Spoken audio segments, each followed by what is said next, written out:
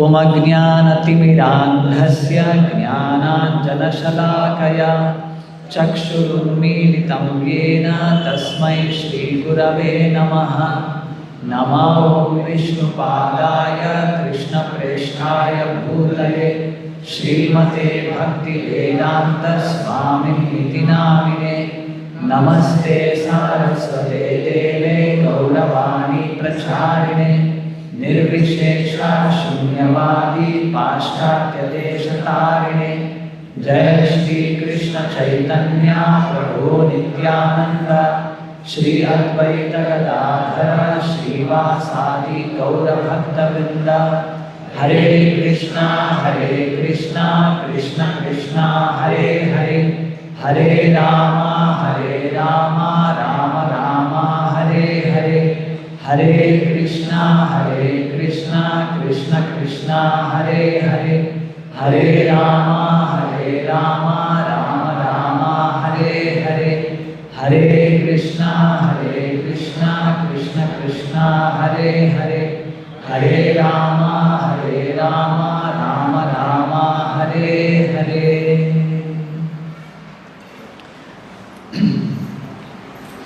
ಹೊಸ ಅಧ್ಯಾಯವನ್ನು ಪ್ರಾರಂಭ ಮಾಡಿದ್ದೇವೆ. ಈ ಅಧ್ಯಾಯದ ಹೆಸರೇ ಭಕ್ತಿ ಸೇವೆಯ ಮಹಿಮೆಗಳು. ಇಲ್ಲಿ ನಾವು ಕಪಿಲ ಮುನಿ ತನ್ನ ತಾಯಿ ದೇವಹೂತಿಗೆ ಹಲವಾರು ಉಪದೇಶಗಳನ್ನು ನೀಡೋದನ್ನು ನಾವು ಕಾಣ್ತೇವೆ. ಈ ಹಿಂದೆ ಬ್ರಹ್ಮದೇವರು ದೇವಹೂತಿಗೆ ಹೇಳಿರುತ್ತಾರೆ, ನಿನಗೆ ಒಬ್ಬ ಮಗನಾಗ್ತಾನೆ, ಸಾಕ್ಷಾತ್ ದೇವೋತ್ತಮ ಪರಮ ಪುರುಷನೇ ನಿನ್ನ ಮಗನ ರೂಪದಲ್ಲಿ ಬಂದು ನಿನಗೆ ಉಪದೇಶಗಳನ್ನು ನೀಡ್ತಾನೆ ಅಂತ. ಅದೇ ರೀತಿ ನಾವು ನೋಡ್ತಿದ್ದೇವೆ, ತಾಯಿ ದೇವಹೂತಿ ಈಗ ತನ್ನ ಪತಿ ಕರ್ದಮ ಮುನಿ ಕಾಡಿಗೆ ಹೋಗಿದ್ದಾನೆ. ಆಕೆ ಮತ್ತು ಅವನ ಮಗ ಪುತ್ರ ಕಪಿಲ ಇಬ್ಬರೇ ಇದ್ದಾರೆ. ಒಂದು ಸ್ಥಳದಲ್ಲಿ ಒಮ್ಮೆ ಅವರಿಬ್ಬರು ಕುಳಿತು ಈ ಒಂದು ಚರ್ಚೆ ಅಥವಾ ಈ ಒಂದು ಜಿಜ್ಞಾಸ, ಹಲವಾರು ಪ್ರಶ್ನೆಗಳನ್ನು ತಾಯಿ ದೇವಹೂತಿ ಕೇಳೋದನ್ನು, ಅದಕ್ಕೆ ಉತ್ತರವಾಗಿ ಕಪಿಲ ಮುನಿ ಸಾಕಷ್ಟು ಭಕ್ತಿ ಸೇವೆಯ ಬಗ್ಗೆ ವಿಶೇಷವಾಗಿ ಚರ್ಚೆಯನ್ನು ಮಾಡೋದನ್ನು ಈ ಒಂದು ಅಧ್ಯಾಯದಲ್ಲಿ ನಾವು ಕಾಣ್ತೇವೆ. ಈ ಶ್ಲೋಕವನ್ನು ಹೇಳ್ತಿರೋದು ಶೌನಕ ಋಷಿ. ಈಗ ನಾವು ನೆನಪು ಮಾಡಿಕೊಳ್ಬೇಕು, ಯಾರು ಶೌನಕ ಋಷಿ? ಶೌನಕ ಋಷಿಗಳು ಎಲ್ಲಿದ್ದಾರೆ? ನೈಮಿಷಾರಣ್ಯದಲ್ಲಿ. ಶೌನಕ ಋಷಿಗಳು ಯಾರನ್ನ ಪ್ರಶ್ನೆ ಮಾಡ್ತಿರೋದು? ಸೂತ ಗೋಸ್ವಾಮಿಗಳನ್ನು. ನೈಮಿಷಾರಣ್ಯದಲ್ಲಿ 5000 ವರ್ಷಗಳ ಹಿಂದೆ ಸೂತ ಗೋಸ್ವಾಮಿಗಳನ್ನು ವ್ಯಾಸಾಸನದ ಮೇಲೆ ಕೂರಿಸಿ ಶೌನಕ ಋಷಿ, ಶೌನಕಾದಿ ಋಷಿಗಳು ಅಂತ ಹೇಳ್ತೇವೆ, ಅಲ್ಲಿ ಹಲವಾರು ಸಾವಿರಾರು ಋಷಿಗಳು ಸೇರಿರ್ತಾರೆ. ಅವರಲ್ಲಿ ಮುಖಂಡರು ಶೌನಕ ಋಷಿ. ಆ ಎಲ್ಲ ಋಷಿಗಳ ಪರವಾಗಿ ಹಲವಾರು ಪ್ರಶ್ನೆಗಳನ್ನು ಸೂತ ಗೋಸ್ವಾಮಿಗಳ ಮೇಲೆ ಇರಿಸ್ತಾರೆ. ಸೂತ ಗೋಸ್ವಾಮಿಗಳನ್ನು ಉತ್ತರವನ್ನು ನೀಡಲಿಕ್ಕೆ ಯಾಕೆ ಆಯ್ಕೆ ಮಾಡಿಕೊಂಡ್ರು ಅಂದರೆ, ಸೂತ ಗೋಸ್ವಾಮಿಗಳು ಶುಕದೇವ ಗೋಸ್ವಾಮಿಗಳಿಂದ ಕೇಳಿ ತಿಳ್ಕೊಂಡಿರ್ತಾರೆ. ಪರೀಕ್ಷಿತ್ ಮಹಾರಾಜನ ಪ್ರಶ್ನೆಗಳನ್ನು ಶುಕದೇವ ಗೋಸ್ವಾಮಿಗಳು ಉತ್ತರಿಸಿರ್ತಾರೆ. ಆ ಒಂದು ಸಭೆಯಲ್ಲಿ ಸೂತ ಗೋಸ್ವಾಮಿಗಳು ಕೂಡ ಉಪಸ್ಥಿತರಿರ್ತಾರೆ. ಹಾಗಾಗಿ ಈ ಭಾಗವತದ ಒಂದು ಸಂದೇಶ ಅವರಿಗೆ ಗೊತ್ತಿರುತ್ತೆ ಸಂಪೂರ್ಣವಾಗಿ. ಹಾಗಾಗಿ ಶೌನಕ ಋಷಿಗಳು ಪ್ರಶ್ನೆಯನ್ನು ಮಾಡಿದ್ದಾರೆ, ಸೂತ ಗೋಸ್ವಾಮಿಗಳು ಉತ್ತರವನ್ನು ಪ್ರಾರಂಭ ಮಾಡಿದ್ದಾರೆ. ಅದರ ಬೇರೆ ಬೇರೆ ಭಾಗಗಳನ್ನೇ ನಾವು ಈಗ ನೋಡ್ತಿರೋದು. ಸೂತ ಗೋಸ್ವಾಮಿಗಳು ಮಾತನಾಡುವಾಗ ಶುಕದೇವ ಗೋಸ್ವಾಮಿಗಳು ಏನನ್ನು ಹೇಳಿದ್ದಾರೆ ಅದನ್ನು ಉಲ್ಲೇಖಿಸಿ ಮಾತನಾಡ್ತಾರೆ. ಶುಕದೇವ ಗೋಸ್ವಾಮಿಗಳು ಪರೀಕ್ಷಿತ್ ಮಹಾರಾಜನಿಗೆ ಹೇಳುವಾಗ ಮೈತ್ರಿಯ ಋಷಿಗಳು ವಿದುರನಿಗೆ ಏನು ಹೇಳಿರ್ತಾರೆ ಅದನ್ನು ಉಲ್ಲೇಖಿಸಿ ಹೇಳ್ತಿರ್ತಾರೆ. ಸೊ ಆ ಒಂದು ಕಾನ್ವರ್ಸೇಷನ್, ಮಾತುಕತೆಯನ್ನು ನಾವಿಲ್ಲಿ ನೋಡ್ತಿರೋದು. ಈ ಶ್ಲೋಕವನ್ನು ಹೇಳಿದ್ದು ಶೌನಕ ಋಷಿಗಳು ಕಪಿಲ ಅಥವಾ ಕಪಿಲನ ರೂಪದಲ್ಲಿರುವಂತಹ ಭಗವಂತನ ಬಗ್ಗೆ ಅವರು ಇಲ್ಲಿ ಹೇಳ್ತಿದ್ದಾರೆ. ನಹಿ ಅಸ್ಯ ವರ್ಷಮಣ ಪುಂಸಾಂ, ವರ್ಷಮಣಃ ಅಂದರೆ ಅತಿ ಮಹತ್ತರನಾದ, ದಿ ಗ್ರೇಟೆಸ್ಟ್ ಅಥವಾ ಓಮ್ನಿಷಿಯನ್, ಎಲ್ಲವನ್ನೂ ತಿಳಿದವ, ಎಲ್ಲರಿಗಿಂತ ಹಿರಿಯ ಅಥವಾ ಉನ್ನತ ಸ್ಥಾನದಲ್ಲಿರುವಂತಹ ವ್ಯಕ್ತಿ ಭಗವಂತ. ನಹಿ ಅಸ್ಯ ವರ್ಷಮಣ ಪುಂಸಾಂ, ಭಗವಂತನಿಗಿಂತ ಇನ್ನು ಉನ್ನತವಾದ ಯಾವುದೇ ವ್ಯಕ್ತಿಯನ್ನ ನಾವು ನೋಡಲಿಕ್ಕೆ ಸಾಧ್ಯವೇ ಇಲ್ಲ. ನಹಿ ಅಸ್ಯ ವರ್ಷಮಣಃ ಪುಂಸಾಂ ವರಿಮ್ಣಃ ಸರ್ವಯೋಗ. ವರಿಮ್ಣಃ ಅಂದರೆ ಅದು ಕೂಡ ಬಹಳ ಮುಖ್ಯನಾದ, ಸರ್ವಯೋಗಿನ, ಎಲ್ಲ ಯೋಗಿಗಳಿಗಿಂತ ಶ್ರೇಷ್ಠನಾದ ಅಥವಾ ಎಲ್ಲ ಯೋಗಿಗಳ ಮೂಲಕ ಪೂಜೆಗೆ ಅರ್ಹನಾದ ವ್ಯಕ್ತಿ ಭಗವಂತ. ವಿಶ್ರುತೌ ಶ್ರುತದೇವಸ್ಯ, ಭಗವಂತ ಎಲ್ಲ ವೇದಗಳ ಅಧಿಪತಿ. ಶ್ರುತ ಅಂದರೆ ವೇದಗಳು, ಎಲ್ಲ ಜ್ಞಾನದ ಭಂಡಾರ ಭಗವಂತ. ಆ ಎಲ್ಲ ವೇದಗಳು ಎಲ್ಲಿಂದ ಬಂದದ್ದು? ಭಗವಂತನಿಂದ. ಆ ವೇದಗಳ ಉದ್ದೇಶ ಏನು? ಭಗವಂತನನ್ನು ಅರ್ಥ ಮಾಡಿಕೊಳ್ಳೋದು. ಆ ವೇದಗಳನ್ನು ಸಂಪೂರ್ಣವಾಗಿ ಅರ್ಥ ಮಾಡಿಕೊಂಡ್ರವ್ರು ಯಾರು? ಸಾಕ್ಷಾತ್ ಭಗವಂತನೇ. ಈ ವೇದಗಳನ್ನು ನಮಗೆ ಕೊಟ್ಟವರು ಯಾರು?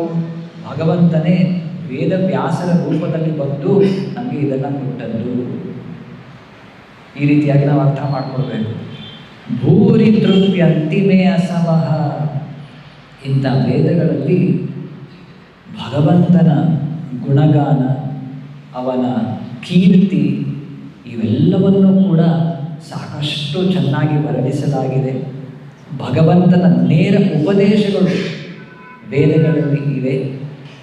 ಇದನ್ನು ಭೂರಿ ತೃಪ್ಯಂತಿಮೇ ಸವಃ, ಭೂರಿ ಅಂದರೆ ಪುನಃ ಪುನಃ, ಮತ್ತೆ ಮತ್ತೆ ಇನ್ನು ಕೇಳಬೇಕು ಅಂತ ಅನಿಸುತ್ತೆ, ಇನ್ನು ಹೆಚ್ಚು ಇದರ ಶ್ರವಣ ಮಾಡಬೇಕು ಅಂತ ಆಸಕ್ತಿ ಉಂಟಾಗತ್ತೆ.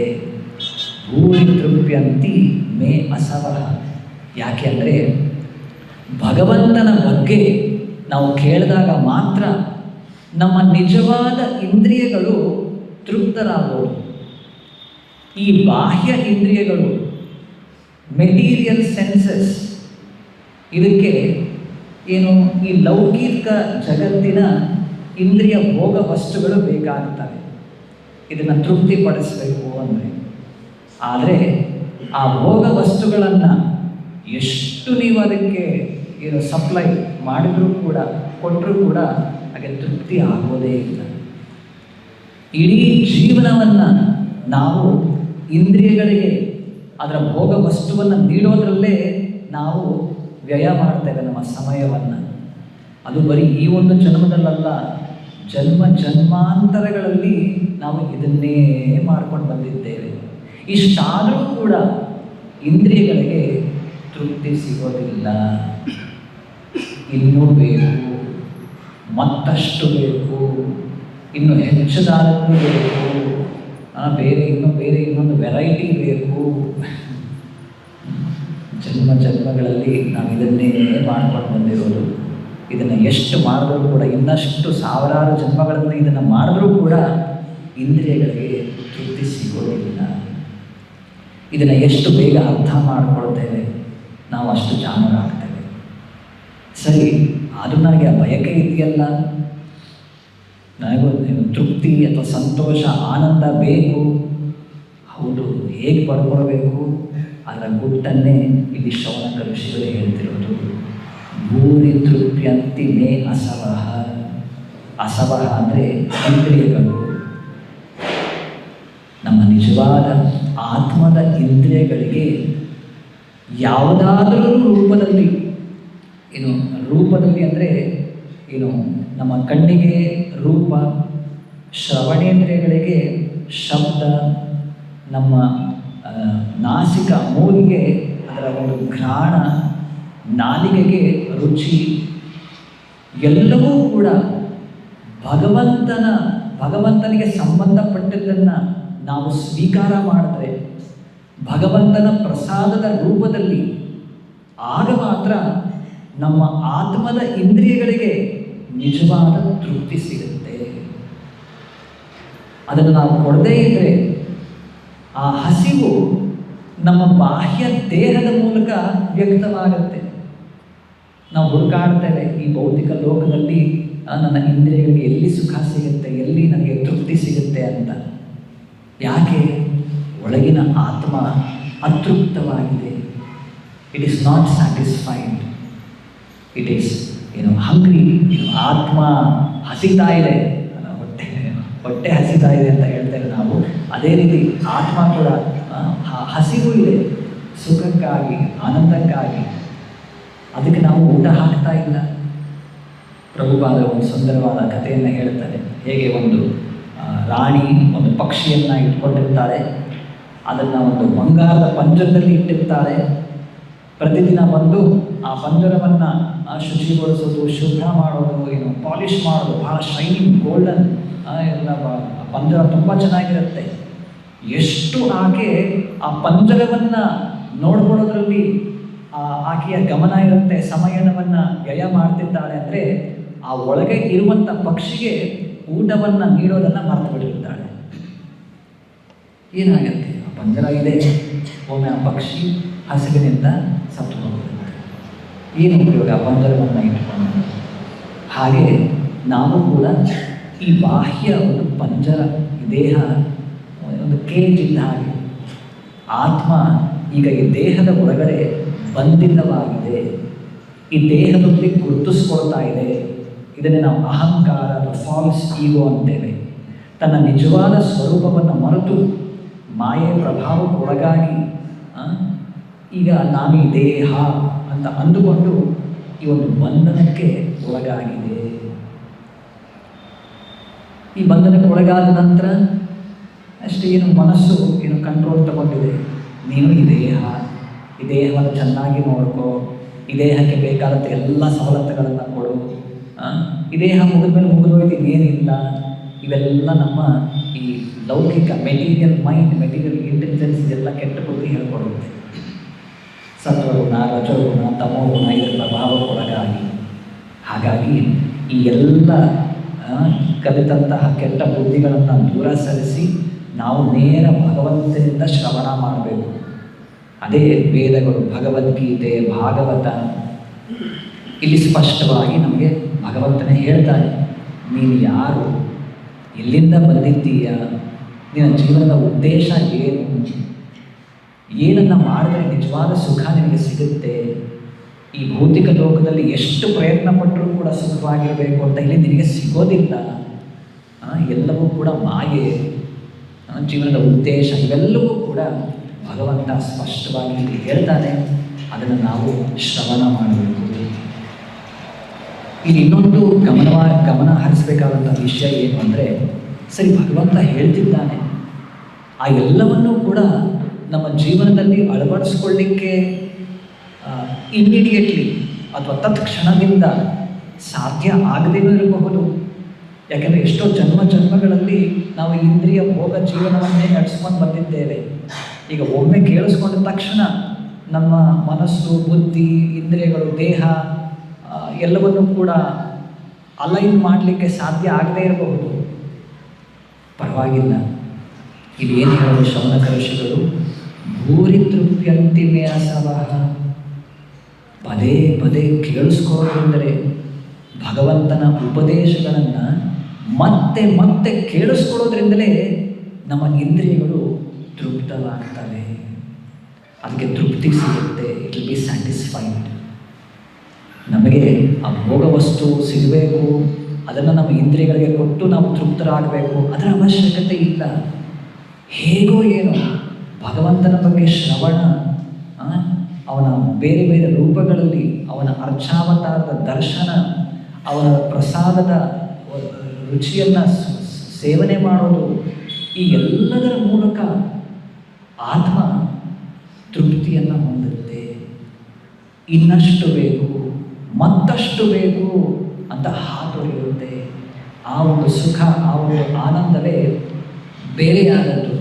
ಅದು ಆಧ್ಯಾತ್ಮಿಕ ಅಲೌಕಿಕ ಆನಂದ ಮತ್ತು ನಿಜವಾದ ಆನಂದ. ಇದನ್ನು ಬಿಟ್ಟು ಈ ಭೌತಿಕ ಲೋಕದಲ್ಲಿ ಏನನ್ನ ಆನಂದ ಅಂತ ಅಂದುಕೊಂಡಿದ್ದೇವೆ ಅದು ಜಡಾನಂದ. ಜಡ ಅಂದರೆ ಮೆಟೀರಿಯಲ್, ಅದರಲ್ಲಿ ಸತ್ವ ಇಲ್ಲ, ಅದರಲ್ಲಿ ಜೀವ ಇಲ್ಲ, ಅದರಲ್ಲಿ ಏನು ಎಸೆನ್ಸ್ ಇಲ್ಲ. ಅಲ್ಲಿ ಸುಖ ಇದೆ ಅಂತ ಅಂದುಕೊಳ್ತೇವೆ, ಆದರೆ ಅಲ್ಲಿ ಇಲ್ಲ. ಇನ್ನೊಂದು ಉದಾಹರಣೆ ಪ್ರಭುಪಾದ ಕೊಡೋದು, ಒಂದು ಮೀನು ನೀರಿನಲ್ಲಿ ಇದೆ. ಆ ಮೀನನ್ನು ನೀರಿಂದ ಹೊರಗೆ ತೆಗೆದಾಗ ಅದು ವಿಲಿ ಒದ್ದಾಡುತ್ತೆ. ಅದಕ್ಕೆ ನೀವು ಏನೋ ಆಹಾರವನ್ನು ಕೊಡಿ, ಏನಿಷ್ಟು ಹಣವನ್ನು ಕೊಡಿ, ಏನು ಕೊಟ್ಟರು, ಸವಲತ್ತನ್ನು ಕೊಟ್ಟರು ಕೂಡ ಆ ಮೀನಿಗೆ ಬದುಕಲಿಕ್ಕಾಗುವುದಿಲ್ಲ. ವಿಲಿ ಒದ್ದಾಡ್ತಿರುತ್ತೆ. ಅದಕ್ಕೆ ನಿಜವಾದ ಸುಖ ಅಥವಾ ಮತ್ತೆ ಅದಕ್ಕೆ ಏನೋ ಚೆನ್ನಾಗಿರಬೇಕು ಅಂದರೆ ಮತ್ತೆ ಅದನ್ನು ನೀರಿಗೆ ಬಿಡಬೇಕಷ್ಟೆ. ಅಲ್ಲಿ ಬೇರೆ ನಿಮಗೇನು ನೀವು ಕೊಡೋ ಅವಶ್ಯಕತೆ ಇಲ್ಲ, ಅದಕ್ಕೆ ಏನಕ್ಕೆಲ್ಲ ಆಲ್ರೆಡಿ ಇದೆ. ಅದೇ ರೀತಿ ಆತ್ಮನೂ ಕೂಡ ಈ ಭೌತಿಕ ಜಗತ್ತಿಗೆ ಬಂದು ನಾನು ಈ ದೇಹ ಅಂತ ಅಂದುಕೊಂಡು ಈ ಒಂದು ಇನ್ಕಂಪ್ಯಾಟಿಬಲ್ ಎನ್ವಿರಾನ್ಮೆಂಟ್, ಆತ್ಮ ಇರುವಂತಹ ಸ್ಥಳ ಇದಲ್ಲ. ಇದು ಭೌತಿಕ ದೇಹ ನಾನು ಅಂತ ಅಂದುಕೊಂಡು ಏನೇನೋ ಪ್ರಯತ್ನ ಪಡ್ತಾ ಇದೆ. ಆದರೆ ಏನು ಪ್ರಯತ್ನ ಪಟ್ಟರೂ ಕೂಡ ಅದಕ್ಕೆ ಬೇಕಾದಂತಹ ತೃಪ್ತಿ ಅದಕ್ಕೆ ಸಿಗೋದಿಲ್ಲ. ಅದನ್ನು ಮತ್ತೆ ನೀರಿಗೆ ಬಿಡಬೇಕಷ್ಟೆ. ಮತ್ತೆ ಭಗವಂತನ ಸಂಪರ್ಕಕ್ಕೆ ಬರಲಿಕ್ಕೆ ಒಂದು ವ್ಯವಸ್ಥೆಯನ್ನು ನಾವು ಮಾಡಿಕೊಡ್ಬೇಕಷ್ಟೇ. ಇಷ್ಟನ್ನು ಮಾಡಿಕೊಟ್ರೆ ಭೂರಿ ತೃಪ್ತಿ ಅಂತಿಮೇ ಸವಹ, ಆತ್ಮದ ನಿಜವಾದ ಇಂದ್ರಿಯಗಳು ತೃಪ್ತವಾಗ್ತವೆ. ಭಾವಾರ್ಥದಲ್ಲಿ ಇನ್ನು ಹಲವಾರು ಅಂಶಗಳನ್ನ ಪ್ರಭುಪಾದ ಹೇಳಿದರೆ, ಒಂದೊಂದಾಗಿ ನೋಡೋಣ.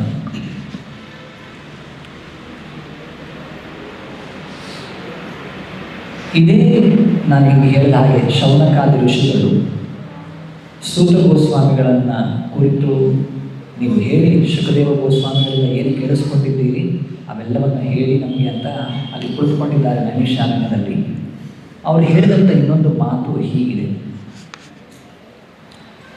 ವಯಂ ತೂ ನ ವಿದ್ರವ್ಯಾಮ ಉತ್ತಮ ಶ್ಲೋಕ ವಿಕ್ರಮೇ ಯತ್ ಶೃಣ್ವತಾಂ ರಸಜ್ಞಾನ ಸ್ವಾದು ಸ್ವಾದು ಪದೇ ಪದೇ.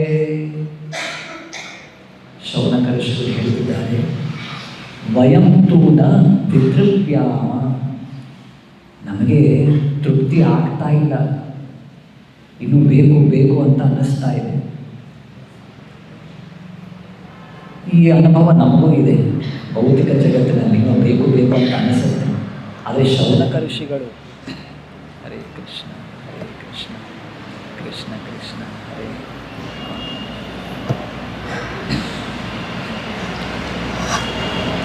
ಹರೇ ಕೃಷ್ಣ ಹರೇ ಕೃಷ್ಣ ಕೃಷ್ಣ ಕೃಷ್ಣ ಹರೇ ಹರೇ ಹರೇ ರಾಮ ರಾಮ ರಾಮ ಹರೇ ಹರೇ ಹರೇ ಕೃಷ್ಣ ಕೃಷ್ಣ ಕೃಷ್ಣ ಹರೇ ಹರೇ ಹರೇ ರಾಮ ರಾಮ ರಾಮ ಹರೇ ಹರೇ ಹರೇ ಕೃಷ್ಣ ಕೃಷ್ಣ ಕೃಷ್ಣ ಹರೇ ಹರೇ ಹರೇ ರಾಮ ರಾಮ ರಾಮ ಹರೇ ಹರೇ ಹರೇ ಕೃಷ್ಣ ಕೃಷ್ಣ ಕೃಷ್ಣ ಹರೇ ಹರೇ ಹರೇ ರಾಮ ರಾಮ ರಾಮ ಹರೇ ಹರೇ ಹರೇ ಕೃಷ್ಣ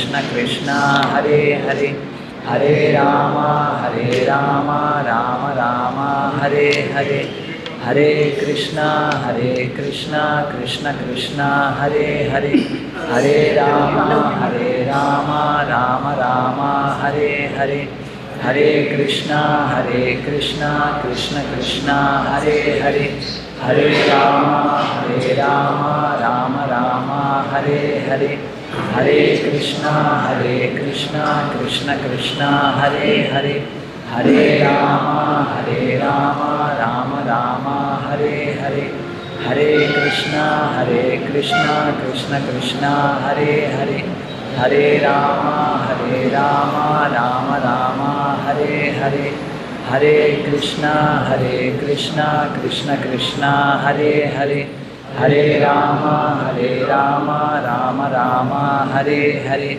ಹರೇ ಕೃಷ್ಣ ಕೃಷ್ಣ ಕೃಷ್ಣ ಹರೇ ಹರೇ, ರಾಮ ರಾಮ ಹರೇ ಹರೇ, ಹರೇ ಕೃಷ್ಣ ಕೃಷ್ಣ ಕೃಷ್ಣ ಹರೇ ಹರೇ, ಹರೇ ರಾಮ ರಾಮ ರಾಮ ಹರೇ ಹರೇ, ಹರೇ ಕೃಷ್ಣ ಕೃಷ್ಣ ಕೃಷ್ಣ ಹರೇ ಹರೇ, ಹರೇ ರಾಮ ರಾಮ ರಾಮ ಹರೇ ಹರೇ, ಹರೇ ಕೃಷ್ಣ ಕೃಷ್ಣ ಕೃಷ್ಣ ಹರೇ ಹರೇ, ಹರೇ ರಾಮ ರಾಮ ರಾಮ ಹರೇ ಹರೇ, ಹರೇ ಕೃಷ್ಣ ಕೃಷ್ಣ ಕೃಷ್ಣ ಹರೇ ಹರೇ, ಹರೇ ರಾಮ ರಾಮ ರಾಮ ಹರೇ ಹರೇ, ಹರೇ ಕೃಷ್ಣ ಕೃಷ್ಣ ಕೃಷ್ಣ ಹರೇ ಹರೇ, ಹರೇ ರಾಮ ರಾಮ ರಾಮ ಹರೇ ಹರೇ, ಹರೇ ಕೃಷ್ಣ ಕೃಷ್ಣ ಕೃಷ್ಣ ಹರೇ ಹರೇ, ಹರೇ ರಾಮ ರಾಮ ರಾಮ ಹರೇ ಹರೇ, ಹರೇ ಕೃಷ್ಣ ಕೃಷ್ಣ ಕೃಷ್ಣ ಹರೇ ಹರೇ, ಹರೇ ರಾಮ ರಾಮ ರಾಮ ಹರೇ ಹರೇ, ಹರೇ ಕೃಷ್ಣ ಕೃಷ್ಣ ಕೃಷ್ಣ ಹರೇ ಹರೇ, ಹರೇ ರಾಮ ರಾಮ ರಾಮ ಹರೇ ಹರೇ. ವಯಂ ತು ನ ವಿದ್ರವ್ಯಾಮ ಉತ್ತಮ ಶ್ಲೋಕ ವಿಕ್ರಮೆ ಯತ್ ಶೃಣ್ವತಾಂ ರಸಜ್ಞಾನ ಸ್ವಾದು ಸ್ವಾದು ಪದೇ ಪದೇ. ಶೌನಕಋಷಿಗಳು ಹೇಳೋದು, ಶುಕದೇವ ಗೋಸ್ವಾಮಿಗಳು ಸೂತ ಗೋಸ್ವಾಮಿಗಳನ್ನು ಉದ್ದೇಶಿಸಿ, ನೀವು ಭಗವಂತನ ಬಗ್ಗೆ ವಿವರವಾಗಿ ಹೇಳೋದನ್ನು ನೀವು ಪ್ರಾರಂಭ ಮಾಡಿ ನೀವು ನಿಲ್ಲಿಸಬೇಡಿ. ನಾವು ಸಾಕಷ್ಟು ಕೇಳಿದ್ದೇವೆ, ಆದರೂ ಇನ್ನಷ್ಟು ಮತ್ತಷ್ಟು ಕೇಳಬೇಕು ಅಂತ ನಮಗೆ ಆಸಕ್ತಿ ಇದೆ. ಯಾಕೆಂದರೆ ಸ್ವಾದು ಸ್ವಾದು ಪದೇ ಪದೇ ಇದು ಬಹಳ ಸ್ವಾದಿಷ್ಟವಾಗಿದೆ ಕೇಳಿಸ್ಕೊಳ್ಳಿಕ್ಕೆ. ಈ ಒಂದು ಸಬ್ಜೆಕ್ಟ್ ಮ್ಯಾಟರ್, ಈ ಒಂದು ವಿಷಯ ಬಹಳ ಆಕರ್ಷಕ. We never tire of hearing the transcendental pastimes of the personality of Godhead, who is glorified by hymns and prayers. Those who have developed a taste for transcendental relationship with Him relish hearing of this pastime at every moment. ಮತ್ತೆ ಮತ್ತೆ ಮತ್ತೆ ಕೇಳಬೇಕು. ಕೇಳಿಸ್ಕೊಂಡಾಗೆಲ್ಲರೂ ಕೂಡ ಸ್ವಾದು ಸ್ವಾದು ಪದೇ ಪದೇ. ಇದೇ ಶುಕದೇವ ಗೋಸ್ವಾಮಿಗಳಿಗೆ ಪರೀಕ್ಷಿತ್ ಮಹಾರಾಜರು ಕೂಡ ಇದನ್ನೇ ಹೇಳೋದು, ನೀವು ಮುಂದುವರಿಸಿ. ಆ ತಕ್ಷಕನೋ ಬಂದು ನನ್ನ ಕಚ್ಚೋದು 7 ದಿನದಲ್ಲಿ ನಾನು ಸಾವಿಗೀಡಾಗೋ ಬೇಕಾ, ನೀವು ನಿಲ್ಲಿಸಬೇಡಿ, ನೀವು ಮುಂದುವರಿಸಿ ಅಂತ ಹಗಲು ರಾತ್ರಿ ಅವರು ಹೇಳ್ತಾ ಕುಳಿತುಕೊಳ್ತಾರೆ. ಆದರೆ ನಾವು ಈ ಒಂದು ಹಂತಕ್ಕೆ ಇನ್ನೂ ಬಂದಿಲ್ಲ. ಹೌದು, ಅದು ಜೋರಾಗಿ ಹೇಳ್ತಾನೆ ಹೌದು ಅಂತ. ಅವ್ರು ಜೋರಾಗಿ ಯಾಕೆ ಹೇಳ್ತಿದ್ದಾರೆ ಅಂದರೆ, ಅವರು ದೇವಸ್ಥಾನದಲ್ಲಿ ಪ್ರತಿನಿತ್ಯ ಕೇಳಿಸ್ಕೊಳ್ತಾರೆ. ಅದಕ್ಕೆ ವಾರಕ್ಕೊಮ್ಮೆ ಕೇಳಿಸ್ಕೊಳ್ಳೋರಿಗೆ ಅವರ ಒಂದು ಅಭಿಪ್ರಾಯ ಬೇರೆ ಇರಬಹುದು. ಅದು ಬರೀ ದಿನಕ್ಕೊಮ್ಮೆನೂ ಅಲ್ಲ, ಸದಾ ಕಾಲ ನಾವು ಈ ಭಾಗವತದ ಅಧ್ಯಯನ, ಶ್ರವಣ, ಕೀರ್ತನದಲ್ಲೇ ತೊಡಗಬೇಕು ಅಂತ ಹೇಳೋದು. ಹರೇ ಕೃಷ್ಣ ಕೃಷ್ಣ ಕೃಷ್ಣ ಹರೇ ಹರೇ, ಹರೇ ರಾಮ ರಾಮ ರಾಮ ಹರೇ ಹರೇ, ಹರೇ ಕೃಷ್ಣ ಕೃಷ್ಣ ಕೃಷ್ಣ ಹರೇ ಹರೇ, ಹರೇ ರಾಮ ರಾಮ ರಾಮ ಹರೇ ಹರೇ, ಹರೇ ಕೃಷ್ಣ ಕೃಷ್ಣ ಕೃಷ್ಣ ಹರೇ ಹರೇ, ಹರೇ ರಾಮ ರಾಮ ರಾಮ ಹರೇ ಹರೇ, ಹರೇ ಕೃಷ್ಣ ಕೃಷ್ಣ ಕೃಷ್ಣ ಹರೇ ಹರೇ, ಹರೇ ರಾಮ ರಾಮ ರಾಮ ಹರೇ ಹರೇ, ಹರೇ ಕೃಷ್ಣ ಕೃಷ್ಣ ಕೃಷ್ಣ ಹರೇ ಹರೇ, ಹರೇ ರಾಮ ರಾಮ ರಾಮ ಹರೇ ಹರೇ, ಹರೇ ಕೃಷ್ಣ ಕೃಷ್ಣ ಕೃಷ್ಣ ಹರೇ ಹರೇ ಹರೇ ರಾಮ ರಾಮ ರಾಮ ಹರೇ ಹರೇ. ನಾವು ಕೂಡ ಈ ಒಂದು ಹಂತಕ್ಕೆ ಬರಬೇಕು ಅಂದರೆ ಏನನ್ನು ಮಾಡಬೇಕು? ರೂಪ ಗೋಸ್ವಾಮಿಗಳು ಉಪದೇಶಾಮೃತ ಪುಸ್ತಕದಲ್ಲಿ ಕೊಟ್ಟಿರುವ ಉಪದೇಶವನ್ನು ನಾವು ಪಾಲನೆ ಮಾಡಬೇಕು. ಅವ್ರು ಏನು ಹೇಳ್ತಾರೆ? ಸ್ಯಾತ್ ಕೃಷ್ಣ ನಾಮ ಚರಿತಾದಿ ಸಿತಾಪ್ಯ ವಿದ್ಯಾ.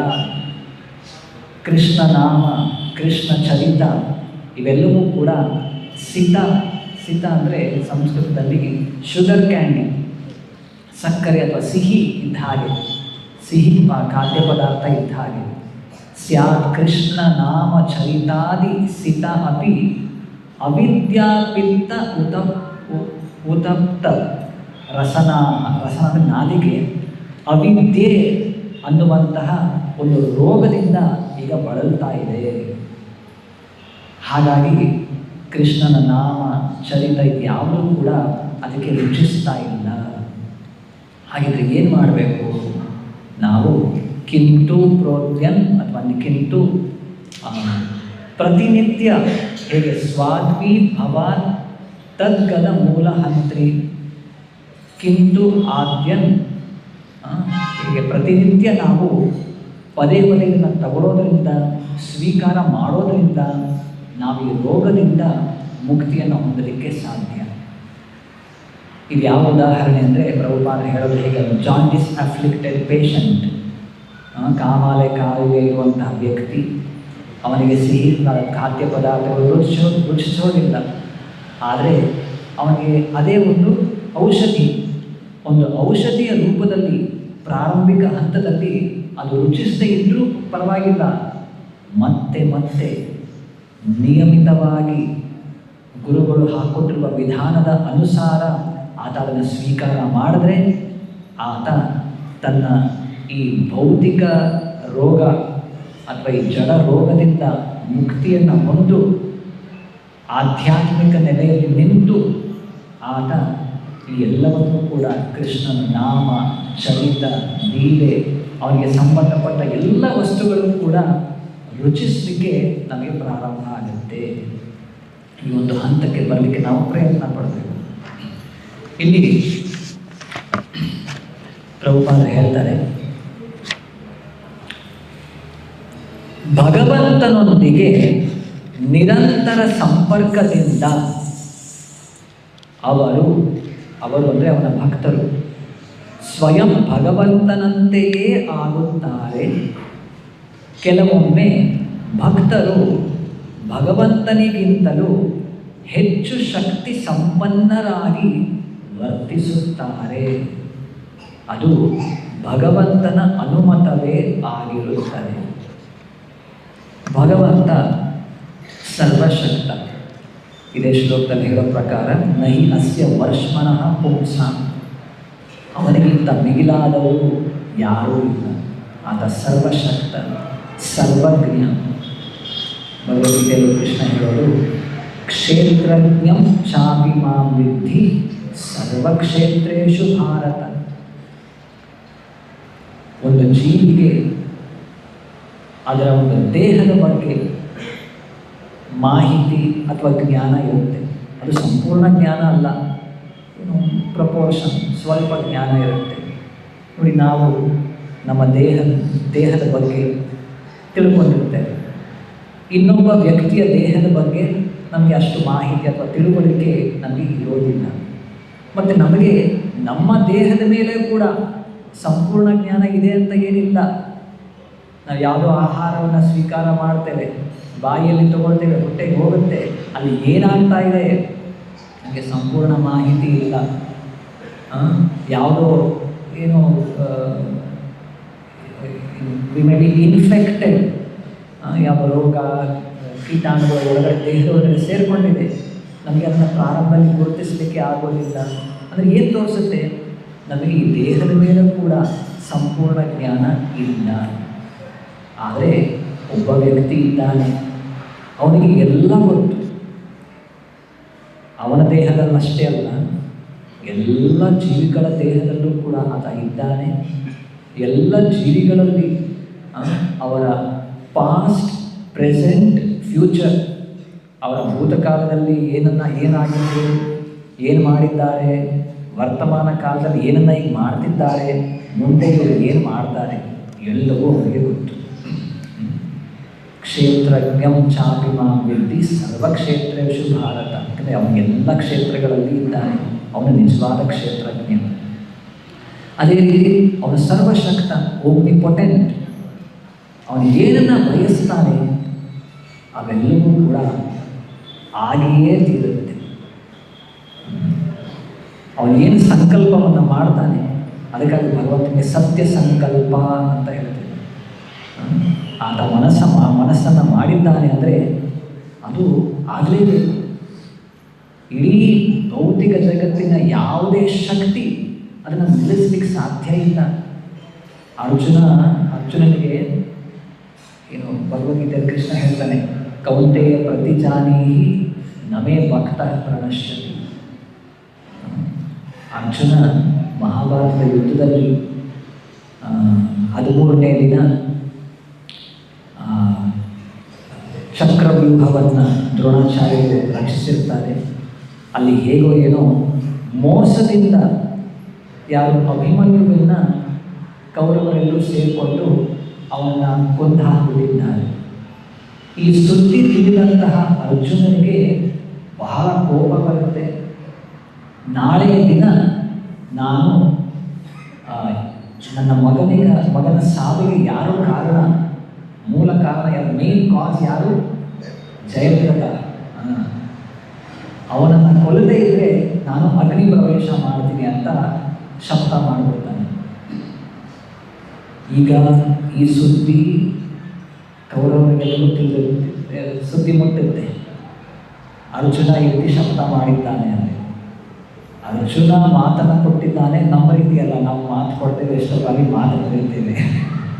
ಅರ್ಜುನ ಹೇಳಿದ್ದಾನೆ ಅಂದರೆ ನಾಳೆ ಸಂಜೆ ಒಳಗಡೆ ಜಯದ್ರಥನನ್ನು ಅವನಿಗೆ ಕೊಡ್ಲಿಕ್ಕೆ ಆಗದೇ ಇದ್ದರೆ ಅವನು ಅಗ್ನಿ ಪ್ರವೇಶ ಮಾಡ್ತಾನೆ. ಅವರೆಲ್ಲರಿಗೂ ತುಂಬ ಸಂತೋಷ ಆಗುತ್ತೆ. ಏನೋ ಮಾಡಿ ನಾವು ನಾಳೆ ಒಂದು ದಿನ ಜಯದ್ರಥನನ್ನು ನಾವು ಇನ್ನು ಸುರಕ್ಷಿತವಾಗಿ ಇಡಬೇಕು. ಇಡೀ ಸೈನ್ಯವನ್ನು ಮಾರನೇ ದಿನ ದ್ರೋಣಾಚಾರ್ಯರು ಜಯದ್ರಥನ ಒಂದು ರಕ್ಷಣೆಗಾಗಿ ಇಡೀ ಸೈನ್ಯವನ್ನೇ ನಿಲ್ಲಿಸಿರ್ತಾರೆ. ಜಯದ್ರಥನ ಮುಂದೆ ಅರ್ಜುನ ಜಯದ್ರಥನನ್ನು ಟಚ್ ಮಾಡಬೇಕಂದ್ರೆ ಇಡೀ ಸೈನ್ಯವನ್ನು ದಾಟಿ ಅವನು ಹೋಗಬೇಕಾಗಿರುತ್ತೆ, ಎಷ್ಟೋ ಕಿಲೋಮೀಟರ್ ಉದ್ದ. ಈ ರೀತಿ ಅವರು ರಚನೆ ಮಾಡಿರ್ತಾರೆ. ಬೆಳಿಗ್ಗೆ, ಮಧ್ಯಾಹ್ನ, ಸಂಜೆ ಆಗುತ್ತೆ, ಈ ಯುದ್ಧ ನಡೀತಾ ಇದೆ. ಅದೇ ಇನ್ನೂ ಎಷ್ಟು ದೂರ ಹೋಗಬೇಕು, ಸಂಜೆ ಆಗಿಬಿಟ್ಟಿದೆ. ಕೊನೆಯಲ್ಲಿ ಹೇಗೋ ಎಲ್ಲ ಬೇರಿಸ್ಕೊಂಡು ಅರ್ಜುನ ಕೊನೆಯಲ್ಲಿ ಹೋಗ್ತಾನೆ. ಅವನು ಸೋಲಿಸಿ ಸರಿಸಿದಂಥ ಎಲ್ಲ ಯೋಧರು ಕೂಡ ಮತ್ತೆ ಅಲ್ಲಿ ಹಿಂದೆ ಜಯದ್ರಥನ ಬಳಿ ಬಂದು ಎಲ್ಲರೂ ಸಾಲಾಗಿ ನಿಂತಿದ್ದಾರೆ. ಅಲ್ಲಿ ಎಲ್ಲ ಅತಿರಥ ಮಹಾರಥರು. ಸೂರ್ಯಾಸ್ತ ಆಗೋ ವೇಳೆ ಕೆಲವೇ ನಿಮಿಷಗಳು ಅಷ್ಟೇ ಉಳಿದಿದೆ. ಇಷ್ಟೆಲ್ಲ ದೊಡ್ಡ ಅತಿರಥ ಮಹಾರಥರು ನಿಂತಿದ್ದಾರೆ. ಅವರನ್ನು ಸೋಲಿಸಿ ಜಯದ್ರಥನ ಬಳಿ ಹೋಗಬೇಕು. It was an impossible task for Arjuna. ಆಗೋದೇ ಇಲ್ಲ ಅನ್ನೋ ರೀತಿ. ಆದರೆ ಅಲ್ಲಿ ಕೃಷ್ಣ ಇದ್ದಾನೆ ಅಂದರೆ ಅವನಿಗೆ ಆಗದೇ ಇರೋದು ಏನೂ ಇಲ್ಲ. ಅವನ ಮಾಯವ ಶಕ್ತಿಯ ಮೂಲಕ ಸೂರ್ಯನನ್ನು ಸೂರ್ಯಾಸ್ತ ಆಗೋ ರೀತಿ ಮಾಡಿ ಆಗ ಕತ್ತಲಾಗ್ಬಿಡ್ತು, ಯುದ್ಧ ಮುಗೀತು. ಜಯದ್ರಥನನ್ನು ಅರ್ಜುನಿಗೆ ಕೊಲ್ಲಿಕ್ಕೆ ಆಗಲಿಲ್ಲ. ಆಗ ಜಯದ್ರಥ ಭಾಳ ಹೀರೋ ಥರ ಬಂದು, ಅರ್ಜುನ ಈಗ ನೀನು ಮಾತು ಕೊಟ್ಟಿದ್ದೀಯ, ಅಗ್ನಿ ಪ್ರವೇಶ ಮಾಡಬೇಕು, ನಾನೇ ನನ್ನ ಚಿತೆಗೆ ಬೆಂಕಿ ಇಡ್ತೇನೆ ಅಂತ ಜಯದ್ರಥ ಹೊರಗೆ ಬರುತ್ತಾನೆ. ಆಗ ಮತ್ತೆ ಇನ್ನೂ ಕೆಲವು ಸೂರ್ಯನ ಕಿರಣಗಳು ಕಾಣಿಸ್ಕೊಳ್ಳುತ್ತೆ ಆಕಾಶದಲ್ಲಿ. ಆಗ ಅರ್ಜುನ ಬಾಣವನ್ನು ಹೊಡೆದು ಜಯದ್ರಥನನ್ನು ಕೊಂದುಬಿಡ್ತಾನೆ. ಈ ರೀತಿ ಕೃಷ್ಣ ಈಸ್ ಓಮ್ನಿಪೊಟೆಂಟ್, ಓಮ್ನಿಶಿಯಂಟ್. ಅವನಿಗೆ ಎಲ್ಲವೂ ಗೊತ್ತು. ಅವನು ಏನನ್ನು ಮಾಡಬೇಕು ಅಂದ್ಕೊಂಡಿದ್ದಾನೆ, ಯಾರಿಗೆ ರಕ್ಷಣೆ ಕೊಡಬೇಕು ಅಂತಿದ್ದಾನೆ, ಯಾರನ್ನು ನಾಶ ಮಾಡಬೇಕು ಅಂತಿದ್ದಾನೆ, ಯಾರು ಅದನ್ನು ತಪ್ಪಿಸಲಿಕ್ಕೆ ಸಾಧ್ಯ ಇಲ್ಲ. ಇದ್ರ ಬಗ್ಗೆ ನಾವು ಸಾಕಷ್ಟು ಕೇಳಿಸ್ಕೊಂಡಿದ್ದೇವೆ. ಇಲ್ಲಿ ಭಾವಾನಂದ ಪ್ರಭುಪಾದ ಏನು ಹೇಳ್ತಿದ್ದಾರೆ, ಕೆಲವೊಮ್ಮೆ ಭಕ್ತರು ಭಗವಂತನಿಗಿಂತಲೂ ಹೆಚ್ಚು ಶಕ್ತಿ ಸಂಪನ್ನರಾಗಿ ವರ್ತಿಸುತ್ತಾರೆ. ಭಗವಂತ ಸರ್ವಶಕ್ತ, ಕೆಲವೊಮ್ಮೆ ಅವನ ಭಕ್ತರು ಅವನಿಗಿಂತ ಹೆಚ್ಚು ಶಕ್ತಿ ಸಂಪನ್ನರಾಗಿ ವರ್ತಿಸ್ತಾರೆ. ಭಾಗವತದ ಹಲವಾರು ನಿದರ್ಶನಗಳಿವೆ. ತಾಯಿ ಯಶೋದೆ ಒಂದು ಕೋಲನ್ನು ಹಿಡ್ಕೊಂಡು ಕೃಷ್ಣನ ಅಟ್ಟಿಸ್ಕೊಂಡು ಹೋಗ್ತಾನೆ. ಆ ದೃಶ್ಯ ಅದರಿಂದ ನಾವು ಏನನ್ನ ಅರ್ಥ ಮಾಡಿಕೊಳ್ಬೇಕು. ಕೆಲವೊಮ್ಮೆ ಅವನ ಭಕ್ತರು ಅವನಿಗಿಂತ ಹೆಚ್ಚು ಶಕ್ತಿ ಸಂಪನ್ನರಾಗಿ ವರ್ತಿಸ್ತಾರೆ. ಶ್ರೀರಾಮಚಂದ್ರ ಲಂಕೆಗೆ ಹೋಗಬೇಕು ಅಂದರೆ ಒಂದು ಸೇತುವೆಯನ್ನು ನಿರ್ಮಾಣ ಮಾಡಬೇಕಾಗುತ್ತೆ. ಆದರೆ ಅವನ ಭಕ್ತ ಹನುಮಂತ ಬರೀ ಜಯ ಶ್ರೀರಾಮ ಅಂತ ಹೇಳಿ ಒಂದೇ ಜಿಗಿತದಲ್ಲಿ ಆ ಲಂಕೆಯನ್ನು, ಆ ಒಂದು ಸಮುದ್ರವನ್ನು ದಾಟಿ ಅಲ್ಲಿ ಹೋಗ್ಬಿಡ್ತಾನೆ. ಈ ಎಲ್ಲದರ ಮೂಲಕ ನಾವೇನು ಅರ್ಥ ಮಾಡಿಕೊಳ್ಬೇಕು? ಭಗವಂತ ಸರ್ವಶಕ್ತ, ಅವನ ಭಕ್ತರು ಕೆಲವೊಮ್ಮೆ ಅವನಿಗಿಂತ ಹೆಚ್ಚು ಶಕ್ತಿ ಸಂಪನ್ನರಾಗಿ ವರ್ತಿಸ್ತಾರೆ. ಅದು ಹೇಗೆ ಸಾಧ್ಯ ಆಗುತ್ತೆ ಅಂದರೆ ಪ್ರಭುಪಾದ ಹೇಳೋದು, ಅದು ಭಗವಂತನ ಅನುಮತವೇ ಆಗಿರುತ್ತದೆ. ಭಗವಂತನ ಅನುಮತಿ ಅಥವಾ ಭಗವಂತನ ಒಂದು ಸ್ಯಾಂಕ್ಷನ್, ಭಗವಂತನ ಎಂಪವರ್ಮೆಂಟ್ ಆಗಿದ್ದಾಗ ಅವನ ಭಕ್ತರು ಭಗವಂತನಿಗಿಂತ ಇನ್ನು ಹೆಚ್ಚದಾದದನ್ನು ಮಾಡಲಿಕ್ಕೆ ಅವರಿಗೆ ಸಾಧ್ಯ ಆಗುತ್ತೆ. ಅದು ಹೇಗೆ ಸಾಧ್ಯ ಆಗುತ್ತೆ? ಸತತವಾದ ಭಗವಂತನೊಂದಿಗಿನ ಸಂಪರ್ಕದಿಂದ, ಭಗವಂತನೊಂದಿಗೆ ನಿರಂತರ ಸಂಪರ್ಕದಿಂದ ಅವರು ಸ್ವಯಂ ಭಗವಂತನಂತೆಯೇ ಆಗುತ್ತಾರೆ. ನಿರಂತರ ಸಂಪರ್ಕದಿಂದ. ಇದಕ್ಕೆ ಪ್ರಭುಪಾದ ಕೊಡುವ ಉದಾಹರಣೆ, ಒಂದು ಕಬ್ಬಿಣ, ಐರನ್ ರಾಡ್, ಅದು ಏನು ಭಾಳ ಗಟ್ಟಿಯಾಗಿರುತ್ತೆ, ಒಂದು ರೀತಿ ಇರುತ್ತೆ. ಆ ಕಬ್ಬಿಣವನ್ನು ನಾವು ಬೆಂಕಿಯಲ್ಲಿ ಇಟ್ಟಾಗ ಸತತವಾಗಿ ಕಾನ್ಸ್ಟೆಂಟ್ ಅಸೋಸಿಯೇಷನ್ ವಿತ್ ಫೈರ್, ಹೆಚ್ಚು ಕಾಲ ಅದು ಬೆಂಕಿಯಲ್ಲಿ ಇದ್ದಷ್ಟು ಏನಾಗುತ್ತೆ, ಆ ಕಬ್ಬಿಣವೂ ಕೂಡ ಬೆಂಕಿ ಎಲ್ಲ ಲಕ್ಷಣಗಳನ್ನು ಮೈಗೂಡಿಸ್ಕೊಳ್ಬಿಡುತ್ತೆ. ಈಗ ಕಬ್ಬಿಣ ಆಗಿ ಉಳಿದಿಲ್ಲ, ಅದು ಬೆಂಕಿ ಆಗ್ಬಿಟ್ಟಿದೆ. ಇಲ್ಲ ಬೆಂಕಿ ಇಲ್ಲ, ಅದು ಕಬ್ಬಿಣ ಅಂತ ಹೇಳಿದ್ರೆ ಮುಟ್ಟಿ ನೋಡೋಣ, ಬೆಂಕಿ ಏನನ್ನ ಮಾಡ್ಬೋದು ಅವೆಲ್ಲವೂ ಕೂಡ ಆ ಕಬ್ಬಿಣವ ಕೂಡ ಇದು ಮಾಡುತ್ತೆ. ಅದೇ ರೀತಿ ಭಗವಂತನ ಭಕ್ತನೂ ಕೂಡ ನಿತ್ಯೋ ನಿತ್ಯಾನ ಚೇತನಾನ ಏಕೋ ಯೋ ಬಹುನ ವಿದಧಾತಿ ಕಾಮ. ನಾವೆಲ್ಲ ನಿತ್ಯರು, ನಿತ್ಯೋ ನಿತ್ಯಾನ, ನಾವೆಲ್ಲ ನಿತ್ಯರಲ್ಲಿ ಹೀಸ್ ಸೂಪರ್ ಮೋಸ್ಟ್ ನಿತ್ಯ. ಚೇತನಾನ, ನಾವೆಲ್ಲ ಚೇತನರು, ಎಲ್ಲ ಚೇತನರ ಮಧ್ಯದಲ್ಲಿ ಈಸ್ ಸೂಪರ್ ಮೋಸ್ಟ್ ಚೇತನ. ಹಾಗಾಗಿ ನಾವು ಮತ್ತು ಭಗವಂತ ಒಂದೇ ಸಮ ಅಂತ ಕೂಡ ನಾವು ಭಾವಿಸೋ ಹಾಗೆ ಇಲ್ಲ. ನಮಗೆ ಮತ್ತು ಭಗವಂತನಿಗೆ ವ್ಯತ್ಯಾಸ ಇದೆ. ಇದೇ ಅಚಿಂತ್ಯ ಭೇದ ತತ್ವ ಚೈತನ್ಯ ಮಹಾಪ್ರಭುಗಳು ಹೇಳ್ಕೊಡೋದು. Qualitatively one with God, quantitatively different from God. ನಾವು ಪ್ರಮಾಣದಲ್ಲಿ ಭಗವಂತನಿಗಿಂತ ಭಿನ್ನ. ಭಗವಂತ ವಿಭು, ನಾವು ಅಣು. ಆದರೆ ಕ್ವಾಲಿಟೇಟಿವ್ಲಿ, ಗುಣದಲ್ಲಿ ಒಂದು ಜೀವಿ ಮತ್ತು ಭಗವಂತ ಸಮಾನ. ಆತನು ಸಚ್ಚಿದಾನಂದ ಸ್ವರೂಪ, ಆತ್ಮ ಕೂಡ ಸಚ್ಚಿದಾನಂದ.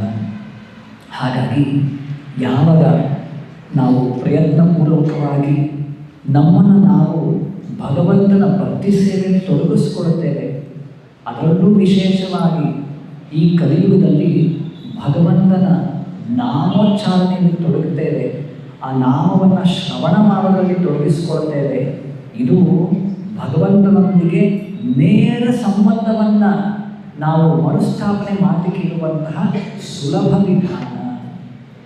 ಅದರ ಜೊತೆಗೆ ಇಲ್ಲಿ ಶ್ಲೋಕದಲ್ಲಿ ಹೇಳುವ ಪ್ರಕಾರ ಭೂರಿ ತೃಪ್ಯಂತಿಮೇ ಅಸವಃ ವಿಶ್ರುತೌ ಶ್ರುತದೇವಸ್ಯ, ಭಗವಂತನ ಬಗ್ಗೆ, ಅವನ ಲೀಲೆಗಳ ಬಗ್ಗೆ, ಅವನ ಚಾರಿತ್ರ್ಯ, ಅವನ ಹಲವಾರು ಅವನ ಚರಿತ್ರೆ, ಅವನ ಮಾಡಿದಂತಹ ಚಟುವಟಿಕೆಗಳು, ಅವನ ಭಕ್ತರು, ಅವನ ಬಗ್ಗೆ ಎಲ್ಲವನ್ನೂ ಕೂಡ ನಾವು ಹೆಚ್ಚು ಹೆಚ್ಚು ಕೇಳಿಸ್ಕೊಂಡಷ್ಟು ನಮಗೆ ಅವನ ಮೇಲೆ ಆಸಕ್ತಿ ಹೆಚ್ಚಾಗುತ್ತೆ, ಅವನ ಮೇಲೆ ಭಕ್ತಿ ಅಥವಾ ಪ್ರೇಮ ಹೆಚ್ಚಾಗುತ್ತೆ.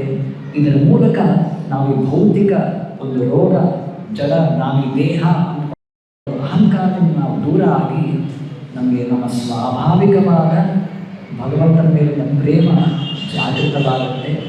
ಆಗ ನಾವು ಈ ಭೌತಿಕ ಒಂದು ಬಂಧನದಿಂದ ಬಿಡುಗಡೆ ಹೊಂದಿ ಭಗವಂತನ ಬಳಿ ಹೋಗಲಿಕ್ಕೆ ನಾವು ಅರ್ಹರಾಗ್ತೇವೆ. ಇಲ್ಲಿಗೆ ಮುಕ್ತಾಯ ಮಾಡೋಣ. ಗ್ರಂಥರಾಜ್ ಶ್ರೀಮದ್ ಭಾಗವತಂ ಕಿ, ಶ್ರೀಲ ಪ್ರಭುಪಾದ ಕಿ.